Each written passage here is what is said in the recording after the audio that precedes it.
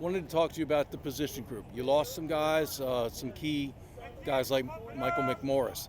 Young guys have to step up, but there's some of you who have gotten some experience last year, some valuable experience. Yourself and B.D. Williams.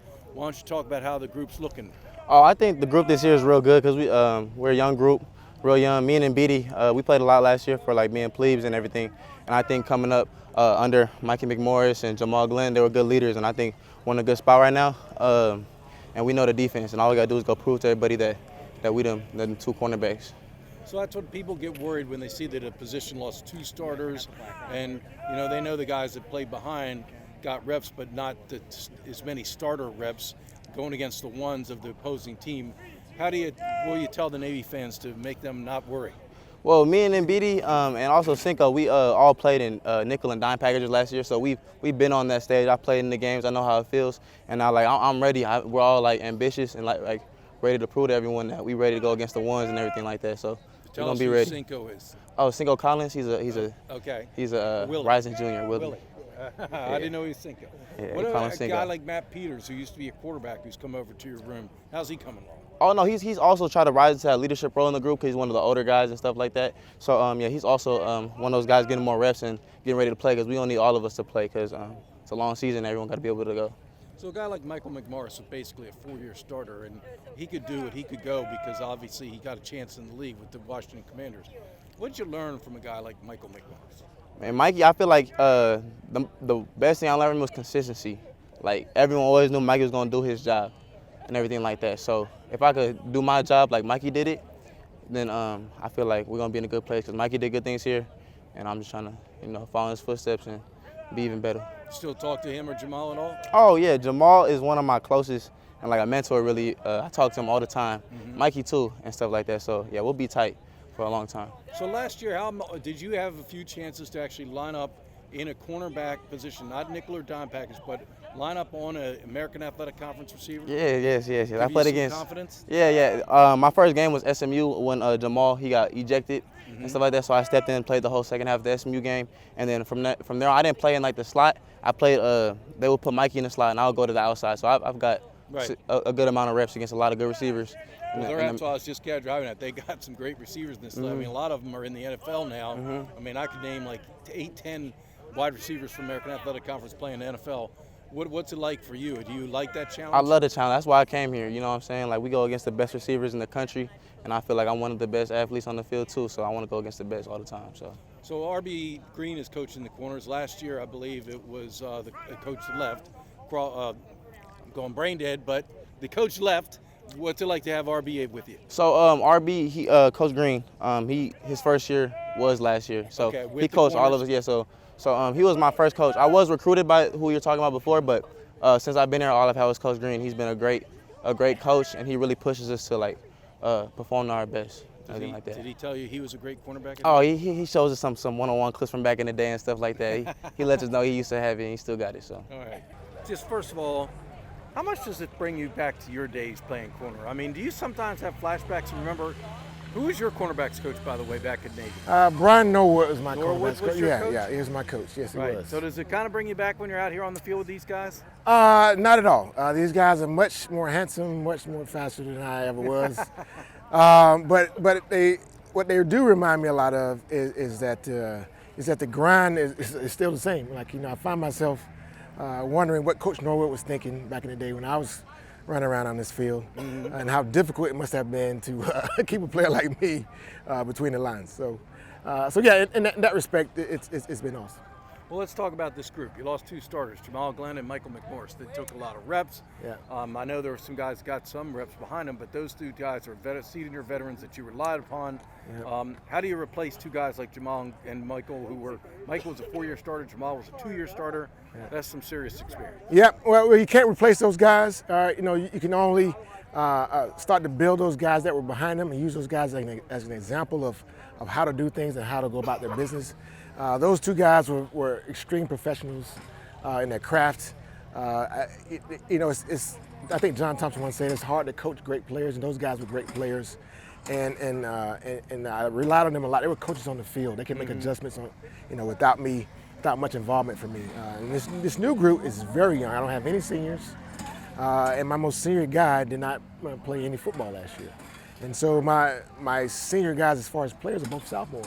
Right. And so it takes a lot of coaching, a lot of involvement, a lot of fine-tuning the details and polishing the apple here that I didn't have to do in years past. So at the beginning of the training camp, I think Peters and Elias were listed number 1, or maybe it's Mbidi, I can't remember. But I mean, without giving away state secrets, who's kind of up there in the mix at Well, let's start with boundary corner. Well, boundary corner, Mbidi Williams to me has started to grasp what we're asking for that corner position to do. As you know, we switch guys back and forth depending on the opponent.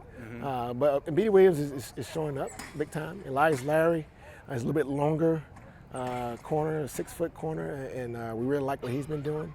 But also got a bunch of other young guys, Andrew Duhart, Matthew Peters, who have shown themselves really great. And so I'm looking forward to those guys. And we may have some surprises in, and some other guys, Romaine Robinson and Cameron Love too, have started to show that they have some experience on this field. Well, let's talk about Mbidi and Elias. What does Mbidi bring to the table? What do you feel are his strengths? What's he do well? You know, what's kind of his calling card? So if you turn on and look at maybe some old Deion Sanders, Jerry Rice type of professionalism, where they are film watching and studying the game and working all the fundamentals to the T, he's that guy. Like, he is a guy who is going to be a tremendous fundamental player, and he is focusing on all the little details. So I really like where he's become progressive. He has been awesome in the film room. He's been awesome on the field, and he's on every special teams. So I'm not the only one who loves him as a player. So do the other coaches in other special teams too. And what about Elias? How would you kind of give a little breakdown of his scouting report on him? Yep. So those two guys, along with Peel, Horton Peel, Deshaun Horton Peel, worked together all summer. And Elias studies the game as well. Again, he's a little bit longer stride guy. He plays over the top of a lot of routes.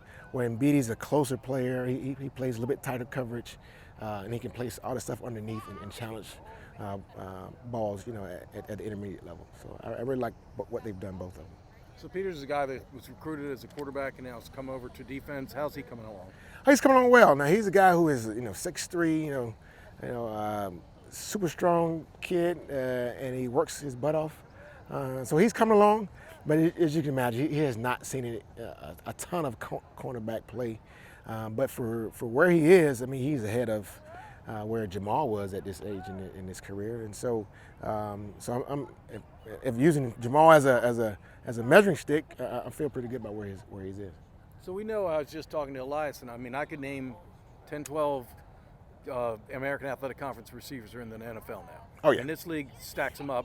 You got some really good passing attacks, and they're going to draw big-time receivers. Yep. Have you talked to your guys about this? I mean, it's a challenge for him. I mean, I just talked to Elias. He loves it. That's why he came here. He wants to play against this guy. Absolutely. And of course we know that. That's why they came here, man. The part of the sales pitch of coming here is that we're playing in the American Athletic Conference, right, and they're going to play against NFL talent. The great thing is Coach Newberry gives us a tremendous opportunity to make plays on the ball. I mean, by the play calls that he makes, gives us opportunities left and right, and it's not like we lining up and playing, zero man every down. A lot of the play call itself is designed to give us an opportunity. Right. Because again, using Jamal and Mike as a measuring stick there, they weren't. Mike is pretty fast, but yeah, Jamal. Pretty fast. But these guys are faster than Jamal was. But Jamal had a tremendous career here, and that's because he played in this system under Coach Newberry, and he's giving us opportunity to make plays, and so I expect the same thing out of those guys this year. So obviously Navy fans see two senior cornerbacks who saw a lot of playing time. A 2-year starter, a 4-year starter are gone. They look at these guys, they don't know them that much. Can you tell Navy fans there's no need to worry about the cornerbacks?